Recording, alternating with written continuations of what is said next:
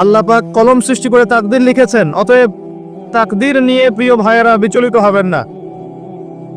আপনার তাকদীরে যা আছে আপনি পাবেন, যা নাই কোশ্চিন কালেও পাবেন না, ফুল স্টপ। আপনার তাকদীরে যা আছে আপনি পাবেন, না পেয়ে আপনি দুনিয়া থেকে যাবেন না, ফুল স্টপ।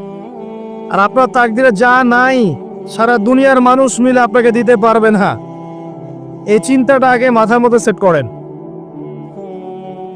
এই চিন্তা যার মধ্যে ইনস্টল করা আছে সে আত্মহত্যা করে না কখনো, সে হতাশ হয় না কখন, সে ভয় পায় না, আল্লাহর পরে চলতে গিয়ে পিছু পা হয় না, সে জালেমের সামনে মাথা নত করে না। যার মাথায় এই চিন্তা আছে যে আল্লাহ যা লিখেছেন এটা হবে, যা লিখেন নাই সারা দুনিয়ার মানুষ মিলে সেটা হবে না, সিম্পল। এর মধ্যে আল্লাহ পাক পরীক্ষায় ফেলবেন, ওই বিষয়টা ডিফারেন্ট। আমি অবশ্যই তোমাদেরকে পরীক্ষা করব ভয় দিয়ে, ক্ষুধা দিয়ে, সন্তানের ইন্তেকাল দিয়ে, ফসলের ক্ষতি দিয়ে, সম্পদের ক্ষতি দিয়ে আমি পরীক্ষা করব।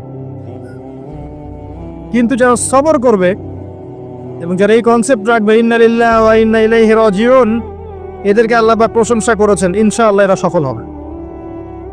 আল্লাহ পাক তাকদীর লিখে ফেলেছে, তাকদীর নিয়ে টেনশন করবেন না, রিজিক নিয়ে টেনশন করবেন না। এখনকার যুব সমাজের সবচেয়ে বড় টেনশন রিজিক, একটা জব,